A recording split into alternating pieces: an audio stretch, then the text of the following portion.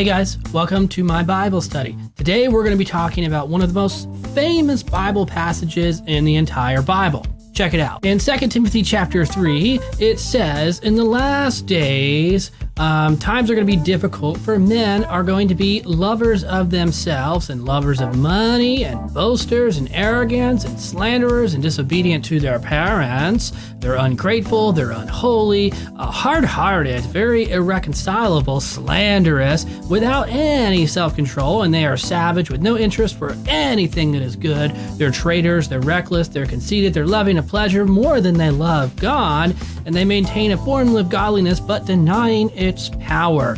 Avoid such people. Well, if you spent any time in Christianity, whether in church or your local Bible study or pretty much just on the internet, I'm sure you've heard this verse more than you could possibly ever imagine, because it's one of the most famous things people love to say. They say, in the last days, men will be lovers of themselves. And since we're spending the entire summer talking about eschatology, which is the study of end times, it just seems right for us to talk about this passage. And that's what we're going to do just after the intro.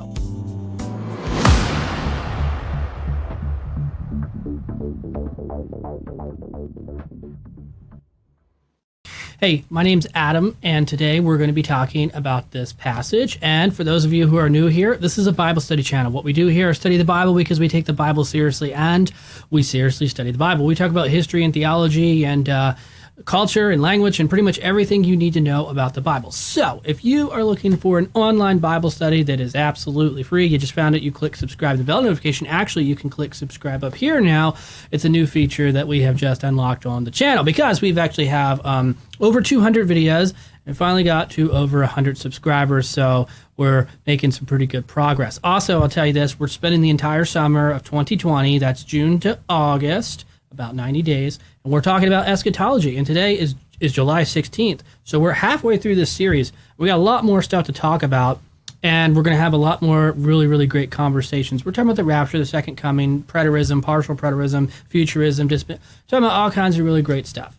So today, I thought it would be a great idea to talk about this passage that everybody likes to quote, and I thought it would be great to ask a really good question about this passage. How long are the days in this passage? You know what it says here? I'll show you what I mean.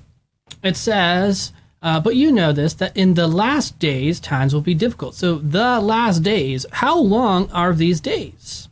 This is probably a really good question because typically when people read this passage, what they do is they take this passage and then they look at our life, particularly America, for whatever reason.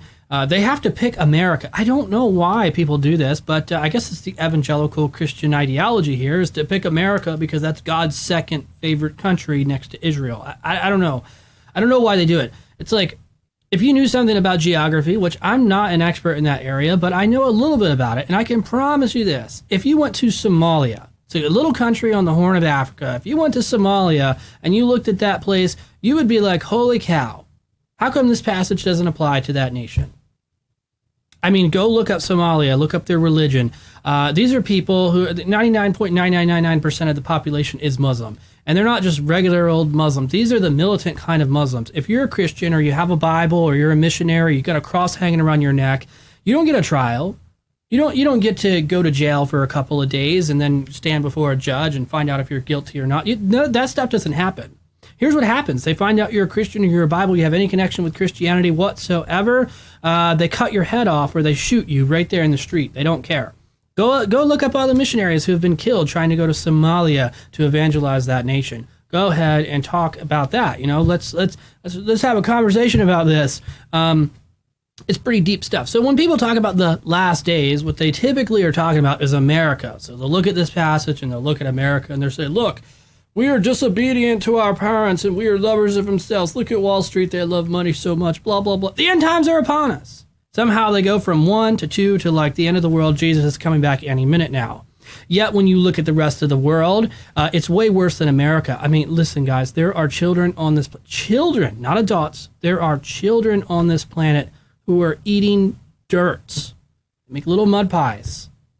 And they're eating dirt just to stay alive. You're going to sit here and tell me that this passage is talking about the United States of America. You are 100% wrong. You do not know what you're talking about. So When we talk about this passage, it says, in the last days, we have to ask the question, what days are those days, and how long are those days? Now, of course, every single exegete, every expositor of the Bible is going to have a hard time answering this question simply because we don't know. The Bible doesn't tell us. So I'll save you the time of study, and I'll save you the headache of going through all this stuff and just give you the short answer. Nobody knows. Nobody knows what these days are, and nobody knows how long these days last. But from reading this text, it's my opinion, and many other texts like it, that the last days were not meant to be long and drawn out for thousands and thousands of years. The last days were probably like literally as in days, 24-hour days, maybe 7, maybe 6, maybe 10 days, like a very short period of time. And when you see these kinds of things happening here in the text, I don't actually think that the Bible is saying particularly that these are the kinds of things that will be happening. I think what this passage is actually doing is kind of drawing a picture of some of the things that you would expect to see. You know, men, lovers of themselves, blah, blah, blah, this, that, and the other, yada, yada, yada, yada. Of course, these statements assume that they're not doing it already, right? Well, the problem here we have with these types of phrases is the problem of sin, right? We know that men love money. We know that they're disobedient to their parents. When you read this stuff, it's not surprising. This is really not all that evil. In fact, this is just human basic nature behavior.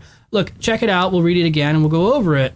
This is a pretty simple passage. It says, for in the last days, men will be lovers of themselves. What do we know about the sinful nature? Well, you only care about yourself. You only care about sin. That's why you're a sinner. You only care about yourself. You love money because it's sinful. You're a boaster because that's sinful. Arrogant, it's sinful. Slanderous, sinful. I mean, these are sins, okay? These are not anything above sinning. This is just ordinary sins that people have. This is the sinful nature that exists inside of humanity. So this passage here, you have to understand this. It's not explaining anything new. It's not actually taking the sinful behavior and elevating it beyond a higher level than what it really is. It's just telling you blatant sins. Which, of course, in my opinion, whoever wrote this passage, which was not the Apostle Paul, it was a follower of the Apostle Paul who wrote this. You can look it up if you want to. You can type on the 7 letters of Paul, the undisputed 7 letters of Paul. Yesterday we talked a little bit about it, and probably we'll talk more about these authorship of the pastorals, 1st and 2nd Timothy and Titus, and some other letters of Paul. We'll talk more about that. But when I read this passage, as an exegete, as somebody who knows a little bit about scholarship and, all that stuff, I can tell you that this doesn't sound like something Paul would be teaching. Because Paul has already taught on these kinds of things. We can read Corinthians, and we can read Romans, and we can read 1 Thessalonians, which are letters that are undisputed, meaning he absolutely wrote these letters. All scholars agree on that. But when we read those writings, he talks about the sinful nature, and he names specific kinds of sins, particularly in Galatians. He talks about the fruit of the Spirit. He says, here's the fruit of the Spirit. Now here is the fruit of the flesh. He says, lust and lying and cheating and stealing and adultery, these are works of the flesh, but those who belong to Christ have crucified their sinful nature along with its passions and desires. And so when we read passages like these, we can clearly see whoever's writing this is not Paul, because his style is not really the same. What he's actually doing, whoever this author is taking stuff from Paul. So this guy's not whoever wrote this particular section of phrases, in terms of theology, he's really not a great theologian. He really doesn't have a good understanding of the sinful nature, because all of this stuff pretty much is just sin. So we know it's not Paul. I mean, that's a good argument, in my opinion, to say theologically Paul did not write this piece of text for sure. Because the theology, when we compare it to Paul's other writings, the theology here is very low. I mean, this is very bad theology. This is actually, I don't really know how to describe how terrible this theology actually is, but I guess one of the best ways to explain how terrible this theology is would be to say, compare a high schooler to somebody who has a PhD or something, or a professor at a university. That would be the comparison. It's just not really on the same level, because what this person is explaining here is pretty simple. It's just basic sinful nature. But yet he's trying to make it seem like the sinful nature is worse than what it is. Let me tell you something. There is nothing worse than sin. Sin is sin. Sin does not get any worse than what it does. It's a very important part of eschatology. You're not going to get worse and worse and worse and worse and worse because you're already bad. Your sin can't get any more than sin because it's already sin. Sin is the worst thing possible. Sin was so bad that Jesus had to come here and die on the cross for your sins because you are a sinner. That's pretty bad. It's pretty bad, to call the man upstairs and come down and say, hey, I got to solve this problem because of sin. That's pretty bad. Pretty big problem. So this author here is trying to elevate this level of, it's trying to elevate sin to a level higher than what it actually is, and that's just not true. We know it's theologically unsound. So it's a little bit of a problem, but it's a very important text. So what's the point here? Well, the point's very simple. People always talk about this passage, and they always want to try and use it to say, look at America, the end times are upon us. Well, my objection to that is this. What do you do about Somalia? What do you do about Russia? What do you do about all these different countries who have way worse problems than the United States of America? What do you do about that? All you people out there who are trying to use this passage to justify your end times view, what do you do about the rest of the world? Listen, if you like this video, let me know in the comments below. If you did not like the video, please tell me why. Criticism is good, and all comments are welcome. Whenever you tell me there's something wrong, I can fix it because we put a video up every single day, and we can just, do this stuff day by day. If you want to know more stuff about this topic, or you want to hear me more, talk more about this stuff, let me know in the comments below.